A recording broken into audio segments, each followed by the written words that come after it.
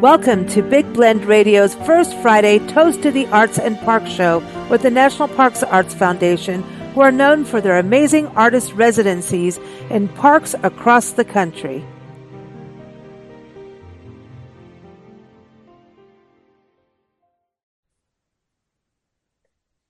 So everybody, this is the month that we get to celebrate our Pacific Islander friends over in Hawaii and throughout the country. And Tanya Ortega, the founder of the National Parks Arts Foundation, is back on the show today to talk about the two different artists in residencies that they have. Artists in residencies, is that what we call them? Is that Artists right, in Tanya? residence programs? We do. Thank you. Programs. I was going to say residencies. Yeah. But these are amazing programs. One is in Haleakalā National Park and the other one is Hawai'i Volcanoes National Park. And we have done so many interviews over the years with artists in residence who have stayed there, from photographers, astrophotographers, art, like painters, photographers, cartoonists. We've had authors, writers, musicians. Oh my gosh, Tanya, think about how many different trumpeters. I'm thinking of all the artists. You know, we're working on this book. We keep talking about this on the show, a retrospective of all the interviews we've done over 8 years now with the National Parks Arts Foundation. Every first Friday, we've done these shows, and so many of them are in Hawaii. So it's pretty amazing the different span of arts that have happened in these two residencies, you know, when you look at it. Yeah. There's such beautiful, magnificent places. To be honest with you, I don't even we've had so many artists be inspired by what is in Hawaii, what is at the parks. I don't even know how many there've been, but we are so proud of them. Yeah. And a lot of times in the interviews we've done, so many times people are moved by the people. And that's why we wanted to focus on that in this month,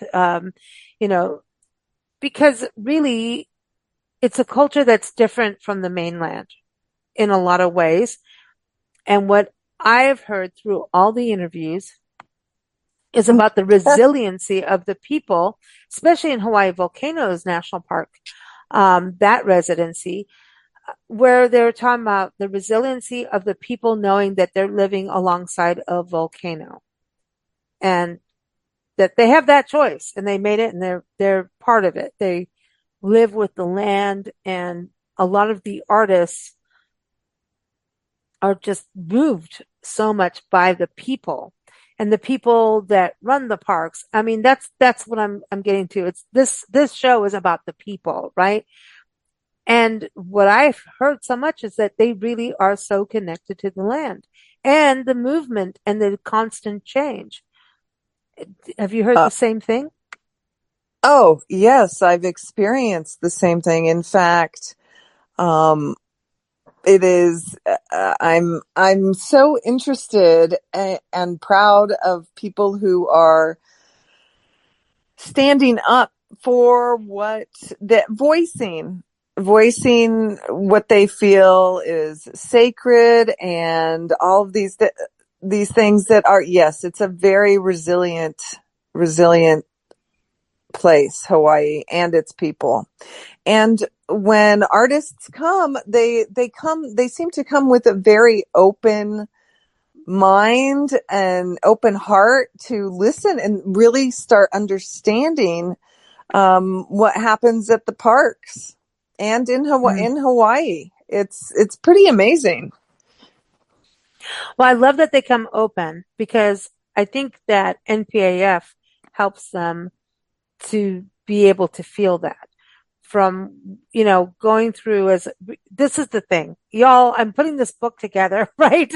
And so it's been really this tromp down memory lane, but it's not just listening to interviews. It's like really listening to interviews and hearing all these people over 8 years that have taken a month-long residency in these parks. And like I said, Hawai'i Volcanoes National Park and Haleakalā is definitely two that are really a big part of it.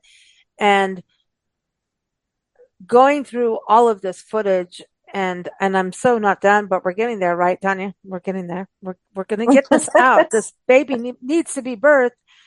Um, just about every artist, and not just the Hawaii ones, right? Has said that, they come in, they have an idea, they propose an idea, when they see a residency open, everyone, submits to, hey, I want to be the artist in residence. And it goes through this whole jury selection. And so it's a really esteemed thing, right? And some of the best artists get turned down. Just going to say it. And Oh then gosh, I yes. know that I'm being mean, but it's true. And then, they'll get accepted the next time they enter or something. So it's not enter. It's not a contest. It's this submission process. It is just the way the ball lands at that day. Right. And so many of them, every show, they will say, don't stop submitting. Just keep going and trying, because there's artists that have been on our show 3 to 4 times because they've had that many residencies, right? Which is amazing. Alice Lisa's one, Andy Warner's one. We've had Chip Beck on. We've had so many artists that have had multiple times, which is fantastic. But they all say, going to what Tanya was talking about, they all go in, they submit, hey, this is what my intent is when I come to this residency.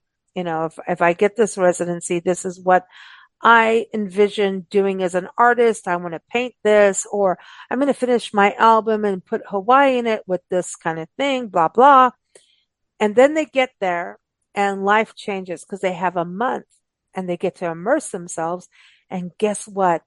The vision changes. Isn't that right, Tanya? And you allow that to happen. That's the biggest, number one thing I have heard back from all the artists in all these interviews over the years, is that you allow artists to be artists and to have integrity to what the art wants to be. Yes, Go and figure. I know that I've said it before, but art, if it were a person or a creature or just its own entity, is goes by its own sort of ebb and flow, and so does inspiration. So when artists arrive, I don't know of an artist that has not been inspired to even create another project or even multiple projects. And maybe you have also heard it was too short. I don't know that we've ever heard that it was too long, the length of a residency. I think when in the over a decade ago, when we were experimenting with 6 months residencies and doing a lot of research for even year long ones, maybe that would have been. But inspiration, it just happens. It just happens. Yeah, but that's because how do you know until you get there? And Hawaii, so let's talk about the Hawaii residencies, because this includes a plane flight over. It feels like you're going to a different country. It does, right? Yes. Yes. And that's another thing we've heard of, especially from people who hadn't been to Hawaii prior. And by the way, every single island is also different. Okay, so let's talk about Haleakalā versus Hawai'i Volcanoes. Is it two separate areas? Where are we? Because if we don't know Hawaii, what should we know about the Great two? question. Great question. Haleakalā National Park is in Maui, which is an island, and Hawai'i Volcanoes National Park is on the island of Hawaii. Okay, so there you go. So two different islands, right? Two different islands. Well, this is important because, Hawaii is a chain of islands. It is a bigger chain of islands than I even knew. I know. I have not been there. So and then there's like the whole language thing to learn. And so again, that's something to think about. But listen, you can put me in Minnesota and New York, and I can't pronounce half the things. I can't pronounce anything in Washington State. So, to everyone, I want to apologize for all these years of podcasting that I cannot pronounce anything. But I can't. I'll give you a new language is what I do to everyone. But, when you think about Hawaii, people going there for the first time, how many times has an artist, do you think, been there for the first time, like Hawaii for the first time and going, oh my gosh, I got to Hawaii and this is a residency and I get to do art. Like from what I've heard, there's quite a few. And then they end up going back again and back again and realizing, wow, this is part of our country. This is part of our park system. And they fall head over heels in love with Hawaii. Yes, it does happen. And that is interesting. That's not part of the application process. We don't ask that question anywhere or anything. So I have no idea what that number would be. What percentage of people would be coming to Hawaii for the first time, and a park in particular? That's a really good question.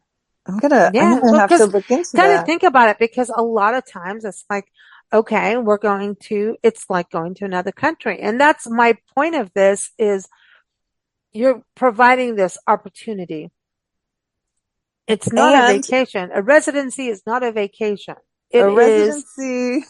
Yeah. Let's get clear on this. A residency is you're actually going to be able to hone in on your work. You're there for a month and you have lodging, right? And sometimes a stipend that will help you, like, because you are flying there and all of that, right? So that kind of helps. Yes. Right now we have stipends at all of our artist in residence programs. And, the way things have been going lately, we are seeing what we can do about upping those. But, yes, we hope that helps. You mentioned language. And language is very interesting. I'm not a linguist, but there are a couple of arguments, and I don't mean argument in a bad way. I mean points to be made about the Hawaiian language.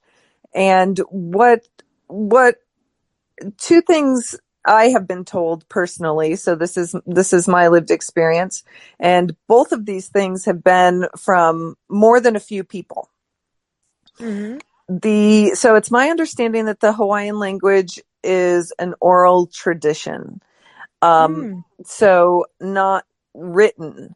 So I wish that I was the linguist that was telling me this, but because it is not originally a written language and only an oral language, to write it actually takes it out of its original element. Oh, isn't that interesting? Yeah. I had not thought about that. And there are so many languages that are originally oral, which would make sense, right? I mean, speaking before writing. So when it is on signs and different things, which a lot of people really would like to see everything with the original Hawaiian names placed to it. And I think that's a very good argument. But the other part of that is because it was originally just an oral tradition, that it shouldn't be other than that. So that's also an interesting thing. So when people who maybe decide to be more spontaneous and not do a little bit of research about where they're going, are probably pretty, I wouldn't say shocked, but interested in if they're supposed to be trying to speak the language and read the language and what that means to the Hawaiian people. Yeah, I think it's trying to learn. I mean, I don't get things right all the time. I mean, here we are running a podcast, but I've lived in different countries and my brain literally switches to different languages according to your accent. And Oh, wow. so it's really, yeah, that's just me personally. And so I don't mean it rude. I want to learn everything. But if I go to your region, I will learn it quickly, very, very quickly. I'm a singer, so I know Oh, how to that's great. replicate and duplicate and do and get it. And I'll get it 100%. I can speak Afrikaans to you like you wouldn't believe. I can speak Xhosa, Zulu, all kinds of things. But like when I hear someone come in with even reading it, it's really hard to, and that's the thing with when you look at Hawaiian words, you don't quite know it if you've never been there. And I think the thing is to go there and actually connect with the people, and that's how you learn. And if you're trying, and this goes with no matter where you go in the world, if you're trying and you're still fumbling it, but you're genuinely wanting to learn so you can actually communicate with the people of the place that you're in, people are very gracious and kind and appreciate that, hey, they're trying to learn my way, right? I think that's just general in travel. It doesn't always work because there's always that percentage of people, but I always find like, messing it up makes people laugh, you know, That is true. If you and I'm mess it good up at for, that. I just kind of go, I'm sorry, I'm trying, but it's funny, you know, it's, it's such a part of it. And just all the artists that have been in the residencies in Hawaii come back and go, they connect with the people and the history of the people. That's what and people that went there for the nature came back with, oh, I'm into the people and the nature, but the people and how the people resonated with the nature and how things change. And I just always, when I go back through all these interviews as we're making this book, I'm like, it is a book now. It really is. oh, the book. I'm so It's the book. I'm excited. just going to call it the NPAF book, right? It is. It's a book. Oh, the It's book the you are people. creating is, it It's a is book. like a museum. I No, mean, no, it is don't. going You're to be scaring amazing. me. Don't scare me. We're on a podcast right now and everyone's going to listen and hear. No, but you know, but the people that go there and there's residencies come back changed by the people and the history. And that to me is such an important thing because the history of what Hawaii has been through in so many land changes, politics, war, cultural change. I mean, the natural landscape is so I feel like Hawaii has been through, it's the land of change, actually. It is. You know, And I mean, with lava, just the geology of the islands itself is change and new. I mean, we have new land, and there have been throughout the last couple of weeks eruptions that hmm it's magnificent. It's absolutely magnificent. I don't even know when the last time the fountains of lava were so at such an elevation as they are now. I think somebody told me since in the 50s, in the early 50s was the last time. I haven't researched it myself though, so people will have to do that on their own. But right now they are, I mean, just incredible. mm. That's exciting. So Haleakala, tell us a little bit about that park experience because don't isn't that the park where you can see the nenes? As I recall, I remember doing a park interview Um, way, way back when. But Hawaii Volcanoes National Park is more known for the nenes. Um, the nene. The Haleakalā National Park which is has different than saying Shanene, right? yeah, it's very very different. But the Silver Sword Oh, is that's what right. Haleakala National Park is more known for, and also the sunrise. There are a lot of bicyclists that love Haleakalā and for that. And so they've had to figure out a way to be able to accommodate for that in a respectful way, and have done a very good job of it. We talk about the silver sword, and this is a plant. So for people that's what the park is known for, and yet Haleakalā is also volcanic, right? So the silver sword is, from everything I've seen, it's almost, unless I'm really wrong, which is very possible, it looks like a very like surreal desert landscape with these plants. Am I right or wrong? Yes, Because it seems like you have does. two completely different landscapes going on in Haleakalā, because the nenes can be in this lush area, and then the birds, the birds, just for those who look it up, it's real, they're cool. They're like Canada geese, but not, right? Like they're not, but they kind of look like them in an interesting way. They're But then very specific. Yeah, that I think they are not people Canada should geese. Google it and just kind of look at them, and even their nesting is different for different things, and yeah, but They're you not will see they're them. not Canada geese, let's just say, but they kind of look like them. There are Kind of. signs on the roads here that say where the nenes may be. So Oh, they wow. could be anywhere on the island, but usually they are in the park itself. And there's another thing that we need to consider. As much as the parks look different, these parks are very large. So they will have different, I guess, microclimates, and some of them aren't so micro, in either park. So even at Haleakalā, and Haleakalā, they're on the east coast. There's a beautiful bamboo forest. What? So there are because these parks are large.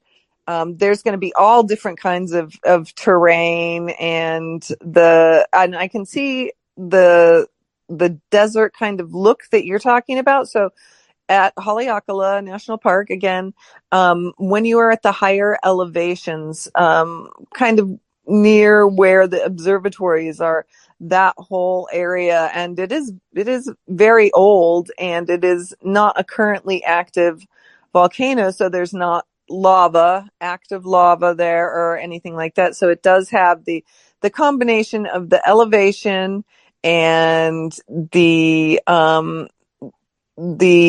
years of the volcanic activity lend itself to looking more desert-like. And with that, as you know, you get the open vistas, which is why the sunrise and sunset there is incredible. With Hawai'i Volcanoes National Park on the island of Hawaii, it is different. I remember the first time that I drove up to Volcano House, and it felt to me, so Volcano House is the hotel that is in the park, the one hotel that's in the park, except for Kilauea military camp, but I felt like I was at a lodge, like in Aspen or Wow. or something like that. It's lodge like, and it even gets very cold up there. So yeah, Wow. they're very different. It's kind of like where the visitors centers are in the park. Now, at Hawai'i Volcanoes National Park, the visitor center and Volcano House is right on the caldera. So on the rim of and then you can hike down into it, depending on the lava flow where you can go. But then you get other parts of that park too that feel very visually desert-like. So there are similarities, but it depends, because they're so big, where in the park you are and kind of what you want to see. They are so large that you can't really, unless you really plan out your trip, you're gonna you're going to come upon different climates when you're hiking for 2 hours. So Yeah. No, that's amazing. I know Stan Honda did both parks, right? And he went yes, for the dark skies. And yes, that's he the was other looking up. part. Yeah. He was looking up. And I think the first time we interviewed, because also he did Chaco, he's he's done a number of national. He He's has. He is a prolific artist at oh Haleakalā National amazing. Park. He had the exhibition at the Maui Arts and Cultural Center there. So on occasion we work with them with different artists. Actually, Delbert Anderson Oh had a yeah. performance there too. So Delbert's amazing. he's really Gosh, amazing. I love his band. I love their music. I was like, wow. Anyway, sorry. You know, Oh, it's great. can I just be all like, I love the artists that do the residency programs. They are so just like, I'm just here to do my art, and they're so um modest, you know, Yes. so And humble and modest, and when I'm looking at them going, look at what you're doing. This is so amazing. We had Lakin Epelus on the show recently. Oh, He he's wonderful too. But I've got to go back to sorry, Delbert goes. and Yeah, Delbert. Yes. the quartet. So we were very, very lucky that he was able to play at a part of the park called the Kahuku Unit, which is in the historical name of the district is Ka'u. So it's at kind of close to South Point, which is the southernmost point on the island. Anyway, Ka'u, it's the Kahuku Unit of Hawai'i Volcanoes National Park, and it is very rural. It is out there. The industry, and I shouldn't even say industry. It's very nature there. There's farms and different things, and it's rolling beautiful hills. You wouldn't believe how gorgeous it is. And the Kahuku Unit, he played at the Kahuku Unit, and I don't even know how many people were there. I want to say 100, but I Wow. don't know. It felt very intimate, and they had a great concert, and it was just like this secret little, it wasn't secret because it was public, but it is a community there in Ka'u that doesn't get a lot of attention. And so sometimes it's great when artists get to perform out there. And we've even had, people from the community kind of join in and perform Oh, with musicians and artists. So yes, it was wonderful. Yes, and Lakin was just here. he is multifaceted because he's gone into fashion as well. And he's so young, like to me, he's really young, and he's one of those people who just has it, he just, But he's got it together. He yeah. he he he really does. He was so planned, and I didn't. He does workshops at the Grand Canyon. He works with interpretation. He does Yes. all kinds of things. I love that he's not limiting himself to a Huh. specific type of artistic media. And he had a And very, wonderful. and Uh-huh. he's very conscious of the cultural, appropriations of his work and what he does. And, I think, I talked to him right at the beginning of the residency, and I hope I get a chance to talk to him after that because I want to hear how that went for him because he was really, he's just one of these artists that transcends because I think you can make jewelry, you can do this. He doesn't limit himself. And I love that. And then at the same time, you've got to think of, artists that you've had on, we've got Zoe Schlanger, who was, a writer and a journalist writing nonfiction, which is amazing. She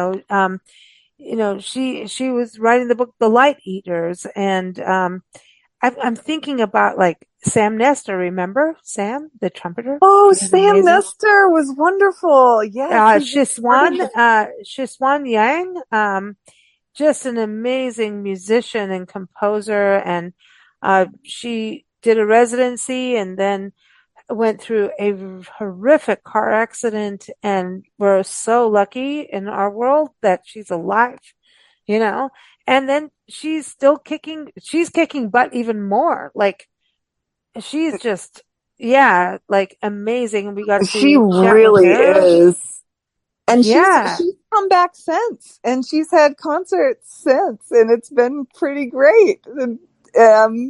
That we, and she's had concerts at different parts of the island, and yeah, it was just kind of cool. And she went through that time of the car accident, and not knowing if one of the things you love will ever be a part of your life again. And she just she was able to do it, and quickly. I'm so impressed. I'm so impressed by Yeah, her. I she can't said wait to see her again. the interview, I did a follow-up interview with her, and I remember where I was when I did that. We were in the Appalachian, we were in a forest and walking a dog and just thinking about her residency and then what she went through and then just trying to understand, I've been in a hospital thing with a surgery and the fear I had because I thought when they were going to put me out, I was going to die. Like, what if you're doing surgery on me and they were putting a rod in my arm and I thought, oh my God, I'm going to wake up in the middle of the surgery, right? But she went through so much. I mean, the fact that she's alive is huge. And so I was preparing myself for her and I was just thinking about, my God, like the world would suck without her. Her music is incredible. The first interview we had, she was just this light, she was a beam of light when she She came on. is. We were on video and she just was a beam of light. And I remember thinking, wow, she's a beam of light, literally. And her music was incredible. And she explained, some of the traditional instruments, from her homeland. And I was like, wow, I didn't know this. This is so cool. And it wasn't short after the residency that she went through this horrific accident. But she said, if she wakes up in her hotel room, I mean, not her hotel, but the hospital room, which, hospitality comes from that word. And the TV's on and she's like, I don't watch TV. So she's about to turn it off and a Gap commercial came on and it was her song that she was hired to write. And it came on and it was the first time it aired. And here she was thinking she's like about to die. And her song plays on this Gap commercial in her hospital room. And she goes, I know that song. And it took her a while, but she figured it out. It was her song. And that's how she found out. Can you imagine waking up like that? And she also had a piece for, I think it was the Emmys or the Grammys, something like that. But what you said about her being kind of a person of light, she is, if you get around her, you're going to get inspired. You're going to listen to, even if you just listen to her music on the CD, or wherever it is on her website, I'm sure somewhere. It's just inspiring. She's one in a billion type of person. She inspires me, and I was able to meet her family. Oh my gosh, beautiful people also. Like really, really beautiful. No, Andy Jarima. Yes. And he, recorded sounds of hermit crabs underwater. And then he ended up working with Stan Honda, the photographer. They met on one of the podcasts, right? And then they did a project together. Is that not amazing? It's and so they cool. both had done Hawaii together, not together, but like separately, but then worked together. So that was another amazing story. Then Rick San Nicholas. Oh my gosh. He is a master feather worker. And this is, I didn't know there was such a thing until I met Rick. And I think he's been on 3 podcasts now. First time. Oh, that's not enough. He is so yeah, he's I mean, incredible. when we say master feather worker, we mean it. This is an ancient art form of making capes that were used in traditional warrior fighting and everything, back in the day. And he teaches people how to do it, but he really, his work is in museums around the world and throughout Australia.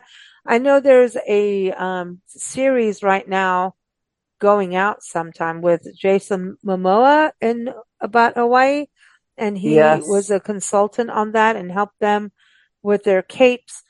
And he Not is, only was he a consultant, he made sure that everybody involved in that, I guess that is what a consultant does, but the accuracy that yeah, the he integrity, yeah. knew, um, and was able to contribute that to the film, because it is so specific. It is such a specific artistic media that there are very, very few people who know about it and know the symbology of the designs and the proper feathers, and even knowing the animals that are endangered now and which feathers can be used instead. And guess what? Ian Kuali'i, Oh, another amazing artist, mm-hmm. is he and Rick were at the Heard Museum together, had an exhibit at the Heard Museum, and so Ian is doing the feather work now, and Wow. I'm so excited for him. I'm so excited because it's But a part of his history and his heritage also. oh, you guys, I mean, it's just amazing. I'm saying you guys to our audience because, if this is the first time you've heard about this program, it's incredible. It really is. I mean, there's other programs in Dry Tortugas, Chaco, Fort Union. There's so many different programs, but the Hawaii one is like, oh yeah, you're still in America, but you're going on a plane and you're going to go across, and it's like you're going to another country, and it is a whole other culture, and people are just like, wow, this is, something different and unique. And I wanted to touch on Haleakalā also with Hunter Nowak. I just put him back up. We've been revisiting these interviews as we put this book together and putting him up the archives in this podcast channel that we have with the National Parks Arts Foundation. Hunter Nowak actually went to the Sequoias, right? Recently to Sequoia National Park area. And we do a separate podcast. And they're like, the Sequoia Tourism Council with them, they're on, hey, he's coming to Visalia. There's this pianist called Hunter Nowak, and he's coming to Visalia, and he's going to be playing in Mooney Grove. And I'm like, I know him. They're like, what? And I'm like, oh yeah, he's been on our show like a few years ago, and he does this. And they're like, this is this immersive experience that he does. And I'm like, yep, this is exceptional what he does. And so Exceptional. he did that there, and I linked it, the show, their show to the interview that we did with him. But Yes. I tell him about Haleakalā because he basically plays. People have, tell me if I'm wrong on this, but puts a headset on. You can walk around nature, explore nature while you can hear him perform playing music. And his Yes. music is meditative and beautiful, and it slows you to that place of being able to now open your eyes. Does that make sense, Tanya? It does. It's a reflection. And to be able to have the headsets, to be able to explore and feel what his inspiration is for the piece, more than likely, it creates a whole nother experience that is unparalleled. I don't know. Do you remember when we were trying to see about the possibility of getting a grand piano helicoptered to Oh, the top of Haleakalā? Wow. I shouldn't say the top of, but yes, the highest point. And it was not to be done, for various reasons. One of them being that once at that elevation after being on a hill, I don't even know, but, it was, we did try to do that, for him, but it didn't work. But he did have the concerts anyway. And you know what else he did? He gave back to the community, and he played in the community. He even played at schools, and he got letters from students, that are just beautiful and inspiring. And that's another thing. Our artists are very independent, and we will do whatever we can to figure out venues that they want to be at. So, as you know, they are very independent, but even if it's not just the park, if you want to play some, in fact, she played just spontaneously at a local restaurant in Kailua Kona. And she told me that she had set this up, and I went and I heard forks drop when she started playing. Everybody was like silence. It was so beautiful. But Hunter, I'm so excited that he did Sequoia and doing what he's doing. Wonderful, wonderful. Well, I was going to say, like, Andres Vera Martinez was on the show. Andres, I'm going to get in trouble for not pronouncing his name right? Right? I'm going to get in trouble. Am I? Not by Andreas. He's cool. No, I know he is super cool. And I practiced before he came on the show, and I didn't practice now, so I'm in trouble. But he's an amazing illustrator, and he wanted to get the local schools involved with his, and that was what I was getting to too, that you have these events that people go to with, the artists in residence get to connect with people in the parks like Hunter did. And we were talking about, all the different artists like Shiswan did. And, it's amazing. And he was like, I want kids to be involved. And so that they can like draw their superheroes kind of thing. And, he was an amazing person to interview and learn about. And he talked about getting into the culture. I think he was very interested in the history of the Hawaiian people while he was there. Genuinely and authentically. Yes, he was, and is still. So he, is writing the book. Oh, I wish I could remember the title right now. So he's illustrating a book that is being written by a U of H professor who lives minutes from the caldera of Hawai'i Volcanoes National Park, the Kilauea volcano. So I am so excited about, and his previous books too have just been amazing. He's one of those that pays attention to audience, know your audience, they always say. So his books, I think, are for both adult and not adult people. And one of the many reasons is because they're inspiring. He pays attention to detail, and he truly pays attention to what people are saying, their voice, in tone and word. So, and historically. So all of those things are important to him. And how exciting to be a child and to pick up one of his books and discover these things that were interpreted in a way that you can understand at that age, and also as an adult. So Alice Lees is another interesting artist that had 2 residencies in Hawai'i Volcanoes National Park. She has done Dry Tortugas, Fort Union, and she's also been turned down for residencies, I believe. But she just kept going, and she says, keep applying.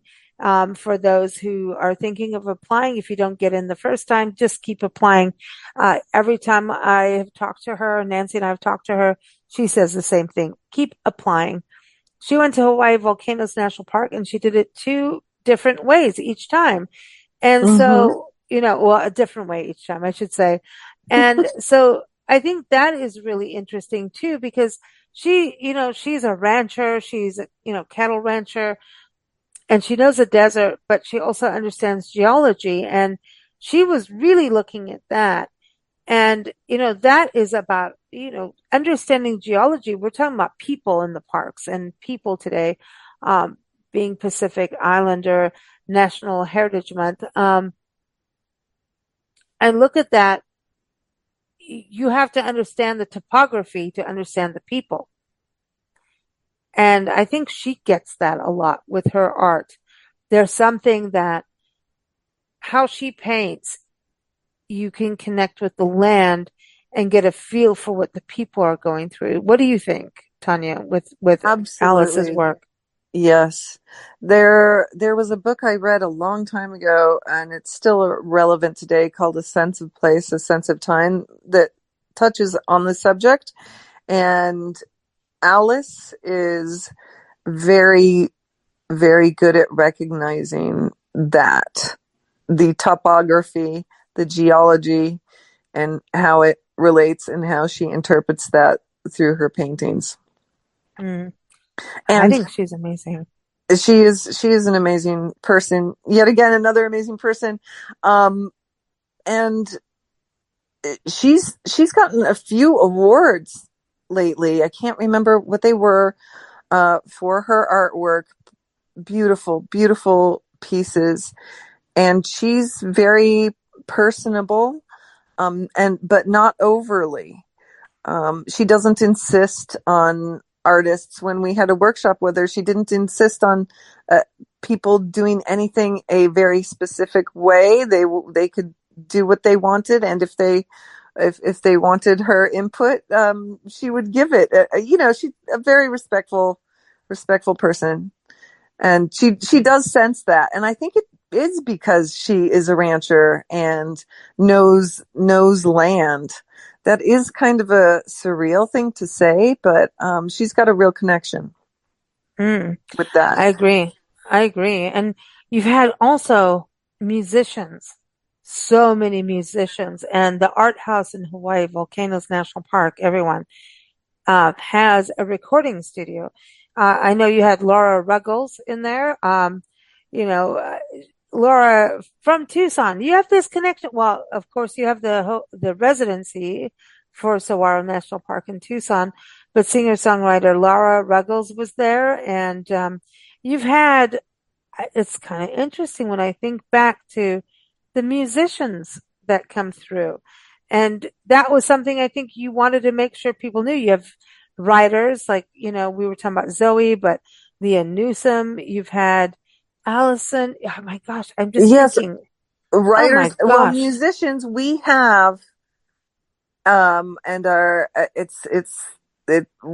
We have some connections around here, but we have a lot of instruments. We don't even put the list on that might be available to us. There's an electronic baby grand at the house itself.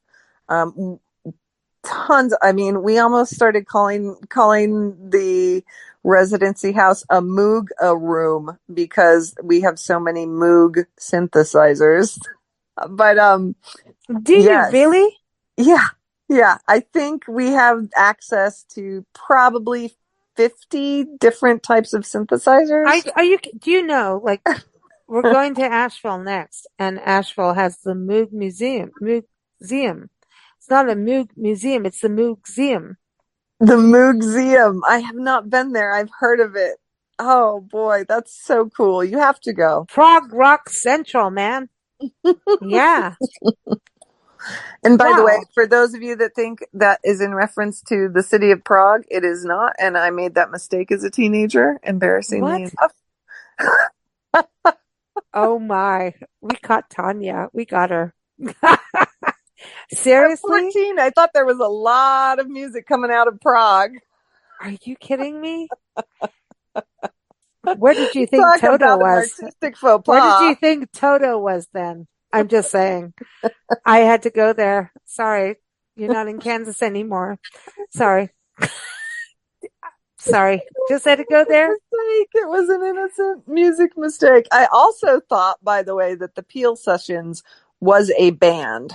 So there have been a few missteps before the age of 16. But you got Moogisms going on in the Hawaii house, the art house. Muga room. Yep. The Muga room. Oh, I like that. The Muga room. All right. So the musicians have got to love that, right? Going in there. They've Yep. got to love it. Oh. With the recording studio, it's pretty good. And with the, there's so much room in that house. Musicians, bands have made the entire upstairs because it is it's an ensuite and it looks out onto the ocean, 180-degree view of the ocean. Sad. So they've done, they've set up there, they've set up or you can set up in the art studio or wherever you want. Plus there's the recording studio. So yeah, there's a lot of room. Okay. I think Nancy and I need to apply for a residency at this point. I want to. I do too. I do. I have a music producer that I want to take with us, Joey Stuckey. I want to take him. Oh, he's so wonderful. Record my music. I do. You know what? I'm going to apply. I want to do that at some point. I think that would be the best place. Ooh. That would be wonderful. And apparently the coffee is spectacular for your taste buds. Oh boy. So I've heard right now, but just in the last few years, Ka'u, where the park is, where the artist house is, part of the park anyway, it's so huge, has won a whole lot of awards for being the coffee. And I can attest to it because the artists get a bag of the coffee when they come. And so we sometimes have a cup of coffee and it's wonderful. I'm there. Everyone, nationalparksartsfoundation.org. Check it out. A great organization to support. And also if you are an artist, as you can hear, whether you're a writer, a poet, we could not go through every artist that has been there in Hawaii, and the 2 residencies. There's just been so many. Really, truly. I mean, Tanya, it's amazing how many people, right? So anyway, stay tuned. We're going to have our book. It is a book. It's not it's insane how many amazing artists have been in all these residencies from Hawaii to Dry Tortugas. Think about it. 2 islands. Are so excited about the book. And just before I forget, we do have the applications are open for Hawai'i Volcanoes National Park Artist in Residence program for next year, open right now. So you can email us at info@nationalparksartsfoundation.org. And you can sign up for our email list on our website too. And that's a good way to keep up with what's happening in regards to the different residencies, as well as on social media, Facebook and Instagram, right? Facebook, Instagram, Twitter. Are you still on X? Is it X now? Yes, it's X. Yes. And we are on, what is it called? Blue Sky. Oh, you're on Blue Sky? Oh, I'm going to go follow you there. We're on Blue Sky. So we just got onto Blue Sky, and those are the best things to do right now. The website is we've had a big rescheduling, so the website is all over the place, unfortunately. But we are trying to keep up. But yes, Hawai'i Volcanoes National Park is open for call right now until the 3rd week of May. Oh, 3rd week of May. So y'all get on it. If you're an artist, writer, poet, you've had poets, singers, songwriters, painters, sculptors, textile artists. I'm thinking about all the different kinds of artists that you have had. It's incredible. So just think about it. Ceramicist, right? Is that a word? Ceramicist? Yes. Ceramicist. Yep. Ceramicist. Yep. That's a good word. Ceramicist. I'm a ceramicist today. Printers. We've been printers and lucky. painters. Yeah. Everyone, National Parks Arts Foundation is the place to check out on your social media platforms. So Blue Sky, Twitter, which is X, Instagram, Facebook. Sign up for the newsletter because I can email you directly so you don't miss a post. So thank you all for listening. To learn more about Hawaii and the National Parks Arts Foundation, how they work with the parks and get these amazing residency programs out there for artists, and that eventually comes back to us, all of us around the world. We get to experience the art through listening or viewing online if you can't get to the place, right? So it's really cool. Soon you will see the book that will be coming out. So the book, it's now the book. This is it. It's called the book now. It's called the book. It's growing day by day and no pressure.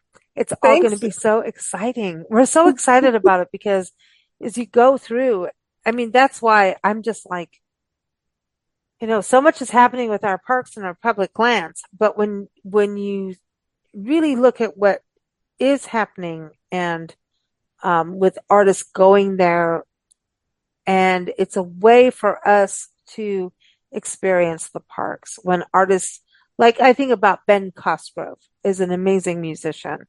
He tours the country. Yes. He's just about as nomadic as Nancy and I. And I think we have a race going on, actually. And he takes his music from his experiences. He goes to other residencies too. And, being part of NPAF helps him get other residencies as well. I'm just saying. He takes his experiences out to the people that may never get to those parks. And I think right now that's a very important thing. And it's also an important thing to look at for conservation, because we can't all be in the same park at the same time, right? It's like a house is only so big, right? We can't all be in the same house at the same time, even if we wanted to, for good reason. It just can't handle it.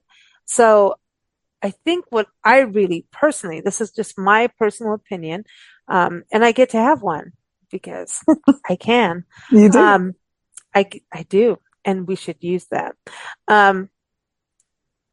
Artists go beyond the parks, and they bring the parks to us in so many ways, in our local towns, online, and we may never get to the parks that we really dream of going to. There's parks like Voyagers and Yosemite even. Some people dream of going to Yosemite and may not get there. For so many reasons, budget, physical limitations, all kinds of reasons. But the arts transcend. The artists bring the parks to the people. It's so huge. That's how our parks began, with sending two artists where Yellowstone is. So let us continue that legacy in a very strong way. I love it.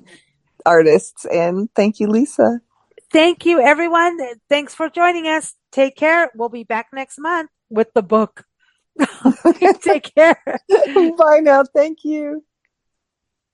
Thank you for joining us here on Big Blend Radio's first Friday Toast to the Arts and Parks show with the National Parks Arts Foundation. Learn more about their amazing park artist residency programs. Go to nationalparksartsfoundation.org. Keep up with our shows at bigblendradio.com.